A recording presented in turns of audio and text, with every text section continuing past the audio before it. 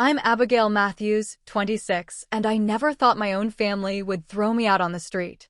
But that's exactly what happened last Tuesday when my parents delivered their ultimatum at our family dinner. Either you give up your savings to support your sister's graduate program, or you move out by the end of the week. I refused. They actually changed the locks. Now I'm living in my car, but what they don't know yet is that I discovered something that will make them regret ever choosing my sister over me. Hey everyone! Before I dive deeper into this absolute nightmare my family put me through, I'd love to know where you're watching from. Drop your location in the comments below. And if you've ever had to deal with family betrayal like this, hit that like button so I know I'm not alone in this. Subscribe if you're new here because trust me, the way this family drama ends, you won't want to miss it. Now let's get back to how my world fell apart. My relationship with my parents had always been complicated. Growing up in our comfortable suburban Boston home, I was the responsible one, straight-A student, part-time job since 16, and the first person in my family to graduate college without student debt. I worked my way through school, taking extra shifts at the coffee shop and later interning at a marketing firm that eventually hired me full-time. By 26, I had managed to save nearly $38,000 toward my dream of buying my own home. My younger sister Melissa, however, was a different story. For years younger than me at 22, she had always been my parents' obvious favorite. While I was expected to work for everything, Melissa received endless financial support and second chances. When she crashed her first car, a high school graduation gift from my parents, they immediately replaced it with a newer model. When she dropped out of her first college program after partying through freshman year, they paid for her to start over at a more expensive private university. Every mistake was met with understanding and financial bailouts. Melissa is just finding herself, my mother would say. She's the creative type, not as practical as you. I accepted this dynamic for years, keeping my frustrations to myself. After all, I was proud of my independence and the fact that I had built something for myself without handouts. I had moved back home temporarily 6 months ago, paying rent to my parents while I increased my house savings. The plan was to stay for 1 year, then have enough for a solid down payment. What I didn't realize was how my sister's latest crisis would affect me. Melissa had recently decided she wanted to pursue a master's degree in fine arts, a complete change from her undergraduate business degree that she'd barely completed. The program she'd set her heart on cost nearly $60,000 per year for 2 years. My parents, who had already spent most of their savings on Melissa's undergrad do-overs, were struggling to find ways to fund this new dream.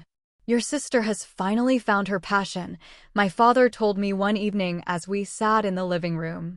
This program could really help her establish a career. I nodded politely, though I had my doubts. Melissa had found many passions before: photography, fashion design, and even a brief stint trying to become a social media influencer. None had lasted more than a few months. It's wonderful that she's discovered what she wants to do, I replied diplomatically. I'm sure she'll work hard to make it happen. My mother exchanged a look with my father. Well, that's actually something we wanted to discuss with you, she said carefully. We were hoping you might be willing to help. I felt a sinking feeling in my stomach. Help how? You've always been so good with money, Abigail, my father said, his tone suddenly warm with praise that felt calculated. And you've saved quite a bit while living here. The conversation had ended there, with vague mentions of family supporting each other and investing in Melissa's future. Little did I know that these casual comments were just the beginning of what would become a family ultimatum that would change everything. When I wasn't at work, I kept to myself mostly, working on side projects to bring in extra income. I'd built a small freelance client base for social media management, often working late into the night after my day job. My parents viewed this as me being antisocial rather than ambitious. You should spend more time with the family, my mother would chide, especially when I missed one of Melissa's many celebrations: a new boyfriend, the end of a semester, or her latest hobby achievement. The irony wasn't lost on me that my parents simultaneously criticized my work ethic while benefiting from the rent I paid them, rent that Melissa had never been asked to contribute despite living at home on and off throughout her early 20s. I had friends who couldn't understand why I put up with the favoritism, but family ties are complicated. Despite everything, I loved my parents and wanted their approval. I kept telling myself that once I moved out for good, these dynamics would improve. We could have a healthier relationship with some distance between us. As the weeks passed, the hints about helping Melissa became more frequent. My parents would leave graduate school brochures on the kitchen counter or casually mention the application deadlines over dinner. I tried to remain supportive but detached. That program looks interesting, I'd say, pushing the conversation away from financial discussions. What I didn't know was that behind closed doors, my parents and Melissa were formulating a plan that involved my savings. Money I'd worked countless extra hours to accumulate, sacrificing vacations, new clothes, and even basic comforts to build my future. They had already decided what would happen to my money without even consulting me. The night everything fell apart started innocently enough. My mother had texted me at work, "Family dinner tonight. Important news to share. Be home by 7. I assumed it was a work promotion for my father, or perhaps Melissa had actually secured some kind of scholarship. I picked up flowers on the way home, trying as always to be the thoughtful daughter. When I arrived, the dining room table was set with the good china, a rare occurrence in our household. My father was opening a bottle of wine, and my mother was placing a roast on the table that filled the room with a rich, savory aroma. Melissa sat at the table looking unusually pleased with herself, practically bouncing in her seat with excitement. "There she is," my father said, his voice overly cheerful. "Our hard-working Abigail." The praise immediately put me on edge. It wasn't typical unless they wanted something. "What's the occasion?" I asked, presenting the flowers to my mother. "Oh, these are lovely," she said, accepting them with a distracted smile. "We're celebrating Melissa's acceptance into the MFA program at Westfield Institute." Melissa beamed. "I just got the email today. They only accept 15 students each year." "Congratulations," I said, genuinely happy for her despite my reservations about another educational pursuit. "That's really impressive." Sit, my father urged, pouring wine into everyone's glasses. "We have a lot to discuss." Throughout the meal, the conversation revolved entirely around Melissa's program, the famous artists who had graduated from there, the connections she would make, the gallery showings that were part of the curriculum. My parents hung on her every word as she described her plans in dramatic detail. "The only problem," my mother finally said as dessert was served, "is the financial aspect." And there it was, the real reason for the dinner. "The program costs quite a bit," my father continued, "and with what we've already invested in Melissa's education, we're a bit stretched." I nodded slowly, taking a sip of wine. "I'm sure there are scholarships or loans she could apply for." "We've looked into those," Melissa said, waving her hand dismissively. "But the best opportunities require full-time dedication. I can't work while doing this program if I want to succeed. Which is why we've come up with a solution," my mother said brightly. "A family solution." My father cleared his throat. "Abigail, you've always been the responsible one. The practical one. And we're so proud of how you've managed your finances." I felt my stomach tighten. "We know about your savings," my mother continued. "Nearly $38,000 is remarkable for someone your age." I frowned. "How do you know the exact amount in my savings account?" A flicker of guilt crossed my mother's face. "Well, you left your bank statement on your desk last month. I happened to see it when I was cleaning. You went through my personal financial documents." I asked, my voice rising slightly. "That's not the point," my father interjected. "The point is, your sister has this once-in-a-lifetime opportunity, and as a family, we need to support her." "What exactly are you asking?" I said, though I already knew. "We're asking you to contribute your savings to Melissa's education," my mother said. "We'll put in what we can, but your contribution would ensure she can attend without worrying about finances." I looked around the table at their expectant faces and felt a wave of disbelief. "You want me to give Melissa my entire savings?" "Money I've been working years to accumulate for a down payment on my own home." "It's not giving," my father corrected. "Think of it as investing in your sister's future. When she becomes successful, I'm sure she'll help you out." Melissa nodded eagerly. "Totally. Once I get established, I'll definitely pay you back." I looked at my sister, who had never held a job for more than a few months, who had never paid me back for even small loans in the past.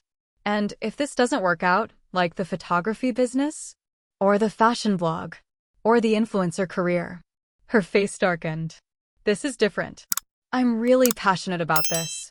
You were passionate about those things too, I reminded her. For about 3 months each. Abigail, my mother said sharply. That's unfair. Your sister has found her true calling. I took a deep breath. I'm sorry, but I can't give you my savings. I've worked too hard for it. It represents years of extra shifts and side gigs. The temperature in the room seemed to drop 10 degrees. I see, my father said, his voice cold. So your own comfort is more important than your sister's future. That's not what I said, I protested. But this is money I've earned specifically for my future. Melissa has had plenty of opportunities that I never had. Like what? My mother challenged. Like having her education fully funded.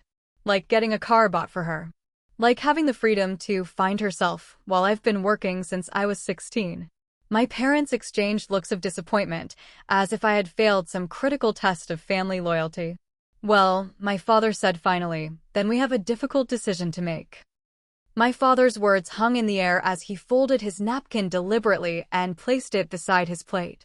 If you're unwilling to support your sister's future, then perhaps it's time you found your own living arrangement. I stared at him, certain I had misunderstood. What? You've been saying you want your independence, my mother added, not meeting my eyes. This seems like the perfect opportunity for you to have it. You're kicking me out because I won't give Melissa my savings. I asked, my voice barely above a whisper. We're asking you to make a choice, my father clarified. Either contribute to your sister's education as we've requested, or find your own place to live by the end of the week. The end of the week? That's 3 days from now. I looked between them, searching for any sign that this was a bluff.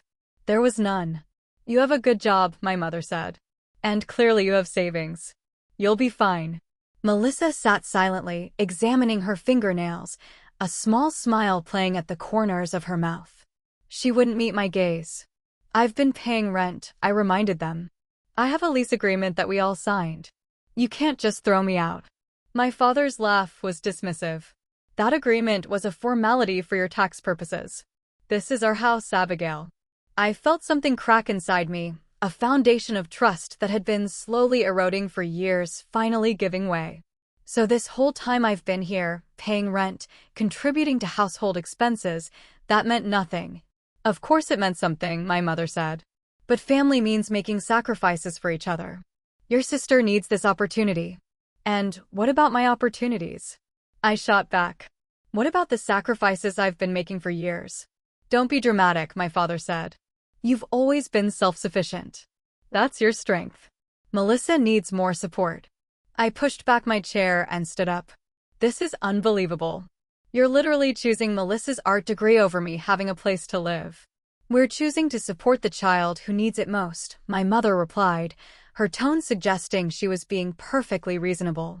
You're in a position to help and you're refusing. Actions have consequences. I looked at Melissa, who finally raised her eyes to mine. I expected to see at least a hint of discomfort or shame, but instead I saw only entitlement and perhaps a flash of triumph. Do you have anything to say about this? I asked her directly. She shrugged. It's not like you need the money right away. Your home purchase is still theoretical. My acceptance is real and happening now. Right, I said, my voice hollow. Of course your needs are immediate and mine are theoretical. I turned and walked out of the dining room, my appetite gone completely. Behind me, I heard my mother call out, think about it overnight, Abigail. Make the right choice. In my room, I sat on my bed in shock, trying to process what had just happened. The family I had worked so hard to please, whose approval I had sought through years of responsible behavior, had just issued an ultimatum that made their priorities crystal clear. Melissa came first. She always had. I spent the night in a daze, alternating between disbelief, anger, and a deep, aching hurt. By morning, I knew my decision. I would not be blackmailed into giving up my financial security for Melissa's latest whim. If they wanted to force me out, then I would go, but I wouldn't be manipulated. When I came downstairs the next morning, my parents were sitting at the kitchen table with papers spread out before them. "We've calculated what we can contribute to Melissa's tuition," my mother said without preamble. "With your savings, we'd be about $5,000 short for the first year, but we could manage that with some budget adjustments." They were still acting as if my capitulation was inevitable. "I'm not giving Melissa my savings," I said calmly. "I'll be moving out as requested." My father's face reddened. "Don't be foolish. Where will you go on such short notice?" "I'll figure it out," I replied. "Just like I've always had to figure things out for myself." "This isn't what we want," my mother said, her voice softening. "We're just trying to keep the family's best interests at heart." "No," I corrected her. "You're keeping Melissa's interests at heart. You always have." What I didn't tell them was that during my sleepless night, I had made a discovery that changed everything. While looking through old family photos on my laptop, seeking comfort in happier memories, I had stumbled across files I didn't recognize in a folder my father had asked me to back up months ago. Curious, I had opened them to find documentation of a trust fund in my name, a trust fund I had never been told about. The documents I found revealed a truth that shook me to my core. When my grandmother died 10 years ago, she had left equal trust funds for both Melissa and me, $75,000 each, to be accessed when we turned 25 or in case of emergency. I had turned 25 last year, yet I'd never been informed of this inheritance. According to the documents, my parents had been named as trustees until we reached the designated age. As I dug deeper into the files, I found bank statements showing regular withdrawals from my trust fund over the years, coinciding perfectly with Melissa's educational emergencies and other expenses. They had been using my inheritance to fund Melissa's failures while making me work for everything I had. The statement from just 3 months ago showed a remaining balance of just $8,452. They had depleted nearly $67,000 of my inheritance without my knowledge or consent. I felt physically ill as the magnitude of the betrayal sunk in. This wasn't just favoritism, this was theft. My parents had literally stolen my future to finance Melissa's, all while praising me for my self-sufficiency and work ethic. The cruel irony was almost too much to bear. I spent the next day in a fog, going through the motions at work while my mind raced with questions and plans. Should I confront them immediately? Should I consult a lawyer first? How could the people who raised me have done something so fundamentally dishonest? That evening, I avoided the family dinner, claiming I needed to work late. Instead, I sat in my car outside a coffee shop, making calls and researching my options. I learned that as trustees, my parents had indeed breached their fiduciary duty by using the funds for purposes other than my benefit without my knowledge or consent. What they had done wasn't just morally wrong, it was legally actionable. I waited until I was calmer before returning home, not trusting myself to keep this explosive information to myself if faced with more manipulation. When I arrived, the house was quiet except for the sound of the television in the living room where my parents sat watching their favorite show as if nothing were amiss. "There you are," my mother said as I passed the doorway. "Have you had time to reconsider your position?" "I have," I replied evenly. "My decision stands. I'll be out by Friday as requested." My father muted the television. "Abigail, this stubbornness isn't like you. We raised you to understand family obligations." The hypocrisy of his statement was breathtaking. "Yes, you certainly taught me about family obligations," I agreed, fighting to keep my voice steady. "I've learned a lot about those recently." I continued up to my room before I said something I might regret. Now wasn't the time for confrontation. I needed more information and a solid plan. The next day, I took a personal day from work and met with a lawyer who specialized in trust fund misappropriation. After reviewing the documents I had found, she confirmed what I already knew: my parents had violated their legal responsibilities as trustees. She advised me on next steps, including formal documentation and potential legal proceedings.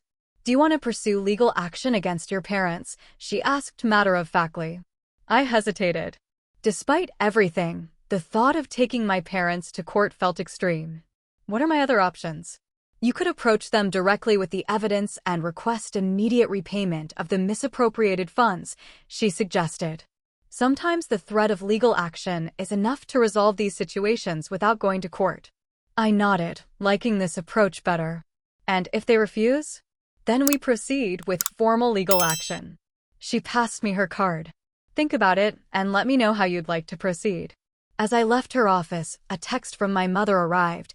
We've decided to help you pack tonight. Melissa needs your room for her art supplies before she starts her program. The audacity stunned me. Not only were they kicking me out, but they were already planning to repurpose my space for Melissa before I had even left. And they expected me to be grateful for their help in packing. Hey everyone, I hope you're as shocked as I was when I found those trust fund documents.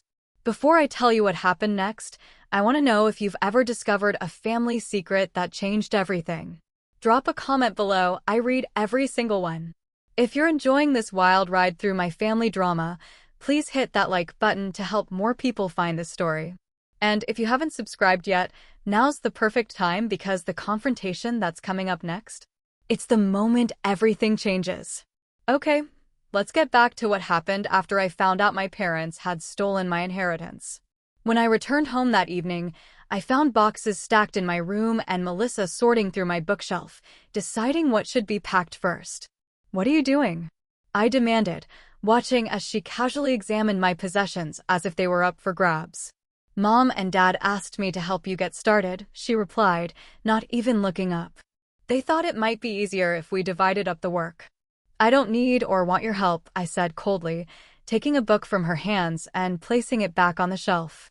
These are my things. I'll pack them myself. Melissa rolled her eyes. Don't be so sensitive. It's not like I'm stealing anything. The irony of her statement almost made me laugh. Please leave my room. Fine, she huffed. But Mom wanted me to ask if you'd be leaving your desk since it matches the decor in here. She thought it would be perfect for my art supplies. I stared at her, momentarily speechless at the entitlement. The desk I bought with my own money? No, Melissa, I will not be leaving it for you. She shrugged as if my answer were merely a suggestion she might consider. We'll see what Mom says. She thinks it would be easier for you to get a new one than to move this big thing. After she left, I sat on my bed, trembling with anger. They were already dividing up my possessions, assuming ownership over things I had purchased, treating me like an inconvenience rather than a daughter they were cruelly displacing. That night at dinner, my parents announced they had changed the moving timeline. We think it would be best if you were out by tomorrow instead of Friday, my father said as he served himself potatoes. Melissa's program requires some preliminary work, and she needs the space to set up. That's not the agreement we made, I protested. I haven't even found a place yet. You can get a hotel for a few days, my mother suggested casually. With your savings, that shouldn't be a problem.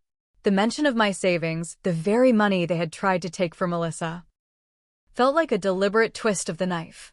Actually, my father added, we've been thinking more about the financial situation. Since you've chosen not to contribute to Melissa's education despite living here at reduced rent for months, we feel it's only fair that you pay the difference now. I stared at him in disbelief. What difference? The difference between what you've been paying us and market rate for a room in this area, he explained, as if it were perfectly reasonable. We calculated at about $3,600. They were actually trying to extort more money from me after everything else. Something inside me snapped. Let me get this straight, I said, my voice deadly calm. You want me to pay you $3,600 for the privilege of having lived here while you plan to kick me out? After you've already stolen almost $67,000 from me? A heavy silence fell over the table. My mother's fork clattered against her plate. What are you talking about? My father finally asked, his face suddenly pale. My trust fund, I replied. The one Grandma set up for me. The one you've been draining for years to pay for Melissa's mistakes. Melissa's head snapped up, her eyes wide. What trust fund? My parents exchanged panicked glances, and in that moment, I knew with absolute certainty that everything I had discovered was true.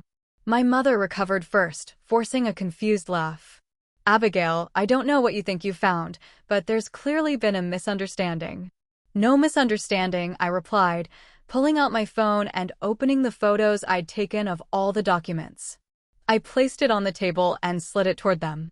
I found the statements, the withdrawal records, everything.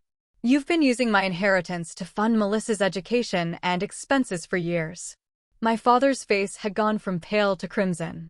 You had no right to access those files. His response, not a denial, but anger at being caught, told me everything. You had no right to steal my inheritance, I countered. Do you have any idea how hard I've worked, thinking I had nothing to fall back on? Taking extra shifts, skipping vacations, living on ramen while you gave Melissa everything. Melissa grabbed my phone, scrolling through the images with increasing agitation. Wait, I had a trust fund too. Where's mine? My mother shot her a warning look that Melissa missed entirely as she continued examining the evidence. Your trust fund was used appropriately, my father told Melissa, his voice tight. For your education and needs. And mine? I asked pointedly. How is using my trust fund for Melissa's third attempt at college appropriate? We made decisions that benefited the family as a whole, my mother insisted. Melissa needed more support. So you stole from me to give to her? I was almost shouting now, years of repressed feelings finally breaking free. How is that benefiting the family? How is that even legal? Keep your voice down, my father ordered. The neighbors will hear. Let them hear. I shot back. Let everyone hear how you betrayed your own daughter. Melissa, still focused on the documents, looked up with dawning comprehension. So that's where the money for my car came from? And my trip to Europe after graduation. She turned to our parents. You said those were gifts from you. They were gifts, my mother insisted. We facilitated them. With my money, I added bitterly. Money I never even knew I had. My father stood abruptly, his chair scraping against the floor. Enough. What's done is done. We made the best decisions we could as your parents. We don't answer to you. Actually, as trustees of my fund, you legally do answer to me, I informed him. I've already spoken with a lawyer. What you did constitutes breach of fiduciary duty and misappropriation of funds.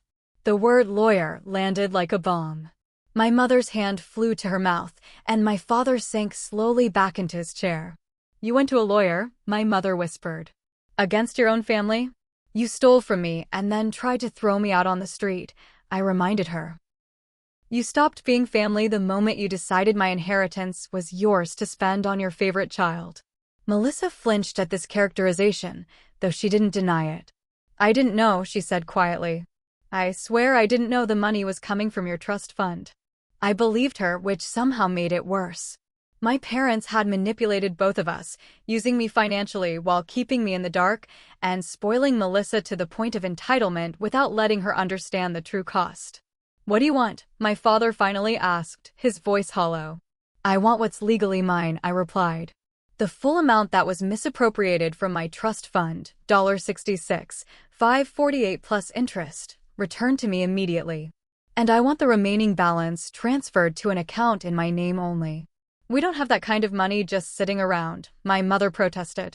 It was used for legitimate family expenses.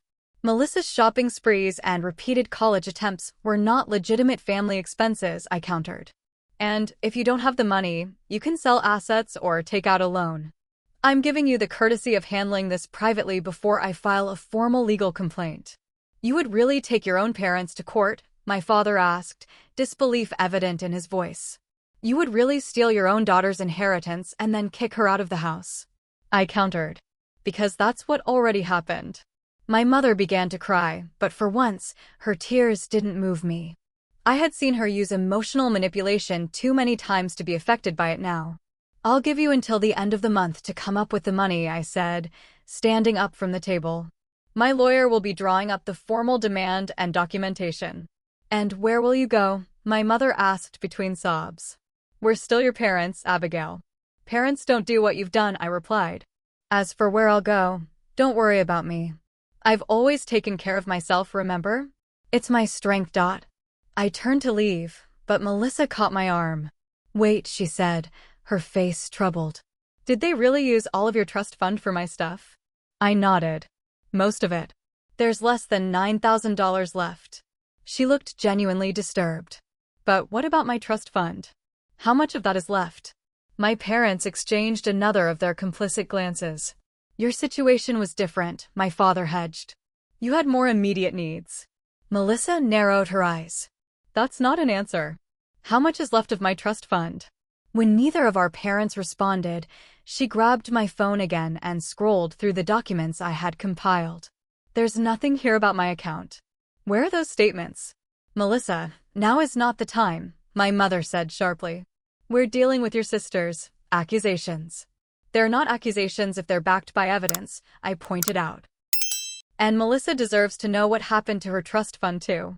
My father stood again, this time snatching my phone from Melissa's hands. That's enough.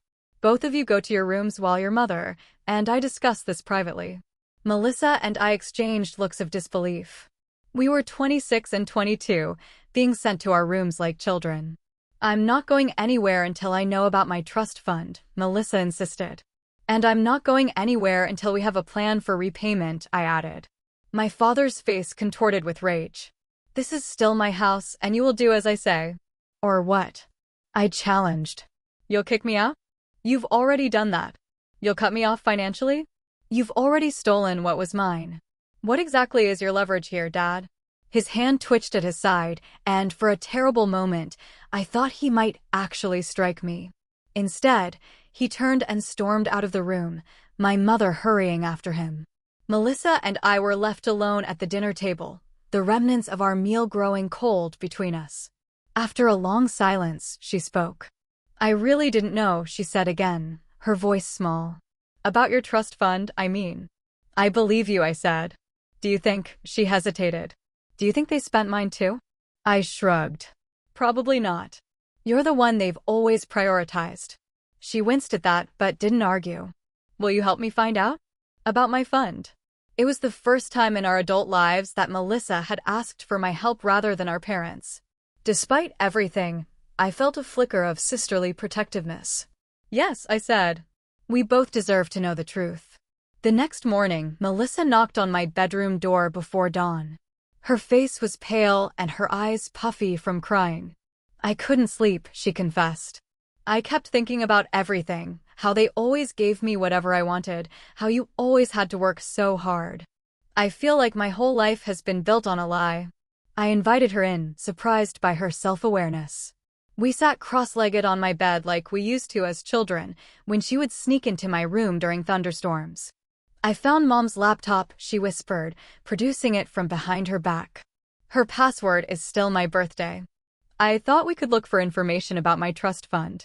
I hesitated, uncomfortable with the idea of snooping through my mother's personal files. But then I remembered the documents I had already found, the years of deception, and nodded. Together, we pored through financial folders, email archives, and downloaded bank statements. What we discovered left us both stunned. Melissa's trust fund was indeed intact. In fact, it had grown to nearly $95,000 through investments. Not only had our parents preserved her inheritance, but they had actively managed it to increase its value while systematically depleting mine. I don't understand, Melissa murmured, staring at the statements. Why would they do this? It's not fair. They've always favored you, I said simply. This is just the financial evidence of something I've known my whole life. Tears filled her eyes. But it's so wrong. And now they want me to take your savings too? For a degree I'm not even sure I want. This surprised me. What do you mean? I thought you were excited about the MFA program. She looked down, picking at a loose thread on my comforter. I'm excited about the prestige of it. About Mom and Dad being proud. But honestly, I don't know if I'm passionate about fine arts. I just know they were finally impressed with something I did. So, what do you actually want to do? I asked, realizing this might be the first genuine conversation we'd had in years. She shrugged. I like design, graphic design specifically. But Dad says that's commercial and not real art. Since when do Mom and Dad know anything about art? I asked, and we both laughed, the sound strange in the tense atmosphere of the house. As the sun began to rise, casting long shadows across my bedroom floor, Melissa and I formulated a plan. It was the first time we had ever truly been allies rather than competitors in our parents' manipulative games. I'm not taking that program, Melissa declared firmly. And I'm not letting them use your money for anything. We need to confront them together. I was touched by this sudden show of solidarity, but still cautious. Are you sure? This will mean going against Mom and Dad directly. They've been lying to us our whole lives, she said, her jaw set with determination I'd rarely seen in her. They made me dependent on them while forcing you to be independent, and all along they were stealing your future. It's time we both stood up for ourselves. We spent the next hour outlining exactly what we would say and how we would present our evidence. By the time we heard our parents moving around downstairs, we were ready. They looked surprised to see us both entering the kitchen together, a united front for perhaps the first time in our adult lives. We need to talk, I said, placing a folder containing all our evidence on the kitchen table. About both our trust funds. My father glanced at the folder, then at my mother. This isn't the time. It's exactly the time, Melissa interrupted, her voice steady. We know everything. About Abigail's trust fund being drained for my expenses. About mine being intact and growing. About how you've manipulated both of us our entire lives. My mother sank into a chair, her morning coffee forgotten. You don't understand the choices parents have to make. Stop, I said firmly. No more excuses. No more manipulation. Here's what's going to happen. You're going to transfer the remaining balance of my trust fund to me today, and you're going to sign a repayment agreement for the rest. And, Melissa added, you're going to transfer my trust fund to me as well. I'm an adult, and that money is legally mine now. Our father's face darkened with anger. You ungrateful. Careful, I warned. Remember that lawyer I mentioned? She's expecting my call this morning to confirm whether we're resolving this as a family or through the courts. Your choice. The threat of legal action and public exposure hung in the air. My parents had always cared deeply about appearances. How would they explain to their friends that they were being sued by their own daughter for financial misconduct? What about your education, Melissa? Our mother tried, making one last attempt at driving a wedge between us. Your future at Westfield. I'm not going to Westfield, Melissa replied. I never really wanted to. I'm going to pursue graphic design, and I'll use my own trust fund to pay for it. The look of defeat that passed between my parents told me we had won. They had lost their leverage, their ability to play us against each other. For the first time, they were facing the consequences of their years of favoritism and deception. We'll need some time to arrange the transfers, my father finally said, his voice hollow. You have until the end of today, I replied. We'll be monitoring our accounts. As we turned to leave the kitchen, my mother called after us. Where will you go? Both of you. Melissa and I exchanged looks. We hadn't discussed this part yet. I've been looking at 2-bedroom apartments, I said. Maybe we could be roommates for a while. Figure things out together. Melissa smiled, a genuine smile I hadn't seen directed at me in years. I'd like that. That was 6 months ago. The day after our confrontation, my parents transferred the remainder of my trust fund and the full amount of Melissa's to our individual accounts. The repayment of my stolen funds took longer to arrange. They had to take out a second mortgage on their house, but the first installment arrived exactly as scheduled last month. Melissa and I did move in together, renting a comfortable 2-bedroom apartment halfway between my office and the community college where she enrolled in a graphic design program. The early weeks were awkward as we learned to relate to each other as sisters rather than rivals, but gradually we established a rhythm and mutual respect that had been impossible in our parents' home. I never realized how much they shaped our relationship, Melissa confessed one evening as we shared takeout on our small balcony. Always comparing us, always positioning me as the needy one and you as the responsible one. I resented you for being perfect without understanding how hard you had to work for everything. And I resented you for getting everything handed to you, I admitted. But it wasn't your fault. You were just accepting what they offered. Our relationship with our parents remains complicated. After the initial shock wore off, they attempted to reestablish control through guilt and emotional manipulation, calling at odd hours with minor emergencies, sending gifts we hadn't asked for, telling extended family members that we had abandoned them in their time of need. We established firm boundaries, limiting contact to occasional phone calls and declining their initial invitations to family events. The turning point came when they showed up unannounced at our apartment, demanding to be let in. When we refused, My father threatened to stop the repayment plan.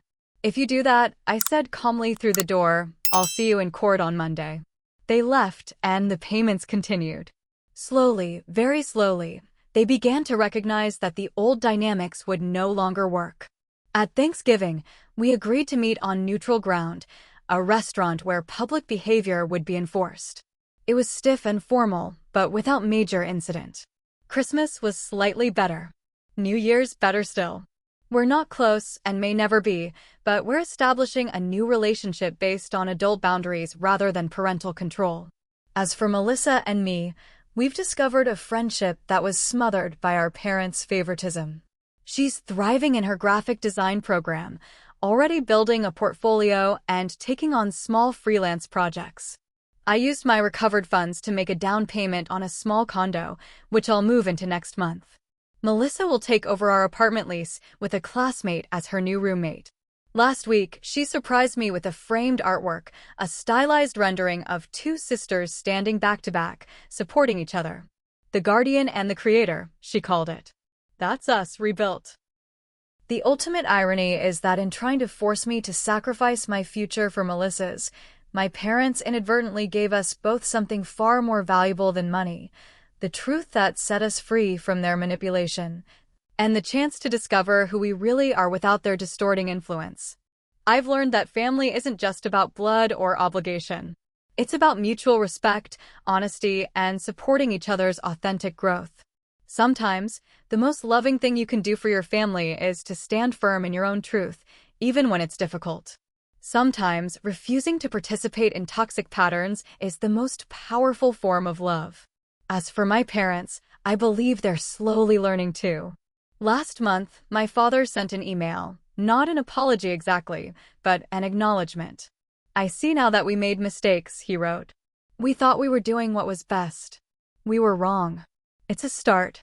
So that's my story, how being kicked out of my family home led to discovering a painful truth, which ultimately set both my sister and me free. Family betrayal cut deep, but justice and healing came in ways I never expected. The sister I once resented is now my closest ally, and the parents I once desperately sought approval from no longer have the power to define my worth. Hey everyone, thanks so much for staying with me through this wild journey. I'd love to hear if you've ever had to stand up to family manipulation or discovered hidden truths that changed your relationships. Has karma or justice ever worked out in surprising ways in your life? Drop your experiences in the comments below. If this story resonated with you, please hit that like button. It helps more people find these real-life lessons about family dynamics and standing up for yourself. Subscribe to my channel for more authentic stories about navigating complicated relationships and finding your own path. And if you know someone who might benefit from hearing this story, please share it with them. Sometimes knowing we're not alone in family struggles is the most powerful gift we can give each other. Thank you for being part of my healing journey. I read every comment, and your support means the world to me. Until next time, remember that sometimes the hardest choices lead to the most beautiful beginnings.